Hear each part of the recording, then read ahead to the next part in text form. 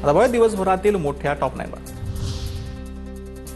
राज्यामधील पुढील काही दिवस पावसाची शक्यता। काही भागांना हवामान विभागाकडून येलो अलर्ट। दक्षिण कोकण, पश्चिम महाराष्ट्र, विदर्भातील काही जिल्ह्यांमध्ये मध्यम स्वरूपाच्या पावसाची शक्यता। नाशिकच्या लासलगावमध्ये पुढील 7 दिवस कांद्याचे लिलाव बंद। बाजार समितीत कांद्याचे लिलाव बंद राहणार। 2 एप्रिल पासून कांद्याचे लिलाव पूर्ववत होणार।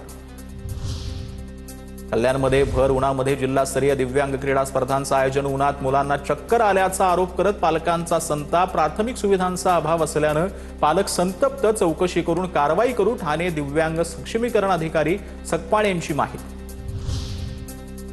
IRS सचिन मोटेंच्या अडचणी मांडण्याची शक्यता। मुख्यमंत्री देवेंद्र फडणवीसांकडून प्रकरणाची गंभीर दखल। सहपोलीस आयुक्त दर्जाच्या अधिकाऱ्यांकडून चौकशीचे आदेश। गोपीचंद पडळकरांनी केलेल्या आरोपांनंतर मुख्यमंत्र्यांनी घेतली दखल।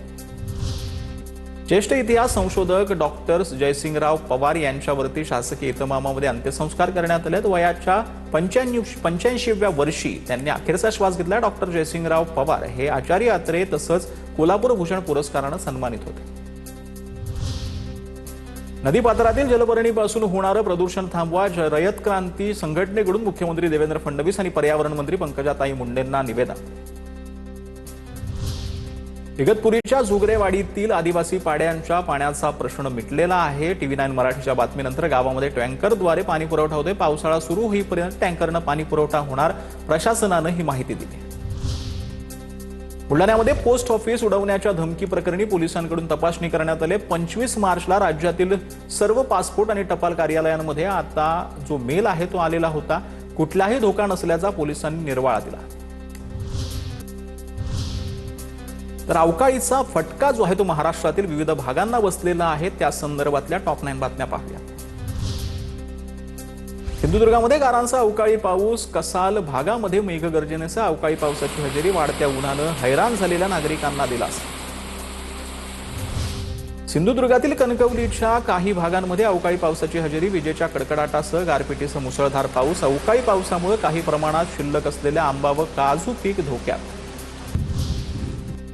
रत्नागिरी जिल्ह्यातील लांजामधील पूर्व भागामध्ये विजांच्या कडकडाटासह पाऊस। तालुक्यातील काही भागांमध्ये गारपीट। अवकाळी पावसामुळे आंबा बागायतदार धास्तावले। अचानक आलेल्या पावसामुळे आंबा पिकाचं मोठ्या प्रमाणात नुकसान। हवामान बदलामुळे नुकसान झालेल्या कोकणातील आंबा आणि काजू उत्पादकांना हेक्टरी 22,000 रुपये मदत जाहीर। मुख्यमंत्री देवेंद्र फडणवीस यांची विधानसभेत घोषणा। तर फळ पिकं विमा काढणाऱ्यांना अधिक मदत मिळणार। सोलापूर जिल्ह्यातील मोहोळ तालुक्यातील गारपिटीमुळे मोठं नुकसान। पापरी गावात द्राक्ष बागेचं मोठं नुकसान होऊन द्राक्षाचे घड जमिनीवर पडले। सोलापुरात अवकाळी पावसासह गारपिटीमुळे शेतपिकाचं मोठं नुकसान। वादळी वाऱ्यामुळे डाळिंबीची बाग भुईसपाट झाले। शेतकरी आर्थिक संकटात आहे।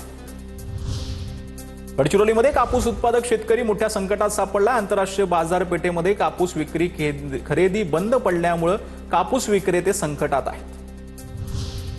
जालना जिल्ह्यातील टोमॅटो उत्पादक शेतकऱ्यांवरही युद्धाचा परिणाम पाहायला मिळतोय। टोमॅटोची निर्यात थांबलेली आहे। भाव मिळत नसल्यानं शेतकऱ्यांचा संताप आहे। तब्बल 25 क्विंटल टोमॅटो शेतकऱ्यांनी फेकून दिला।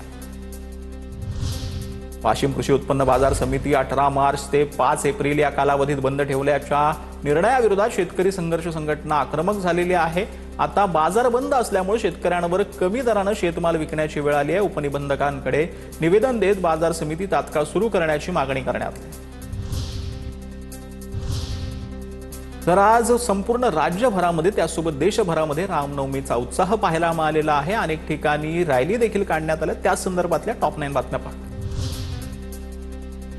रामनवमीच्या निमित्तानं नागपुरातील पोदारेश्वर राम मंदिरामध्ये पहाटेपासूनच भाविकांची मोठी गर्दी झाली आहे। तब्बल 15,000 नारळानं मंदिराची सजावट करण्यात आली आहे। मुख्यमंत्री देवेंद्र फडणवीस, नितीन गडकरींकडून रामलल्लाची पूजा करण्यात आली। रामरथ ओढून शोभायात्रेला सुरुवात करण्यात आली। शोभायात्रेमध्ये 100हून अधिक चित्ररथांचा सहभाग होता। तर शेगावमध्ये रामनवमी उत्सवानिमित्त मोठी गर्दी होती। यावर्षी 132वा श्रीराम जन्मोत्सव सोहळा साजरा करण्यात आलाय। देशाच्या कानाकोपऱ्यातून भाविक शेगावामध्ये दाखल झालेत। शेकडो भजनी दिंड्या देखील शेगावमध्ये पोहोचलेल्या आहेत। नाशिकच्या पुरातन श्री काळाराम मंदिरामध्ये रामनवमीचा उत्साह पाहायला मिळतोय। रामनवमीच्या निमित्तानं काळाराम मंदिराला आकर्षक अशी विद्युत रोषणाई करण्यात आली। मंदिराच्या गाभाऱ्यामध्ये फुलांची आकर्षक सजावट पाहायला मिळते।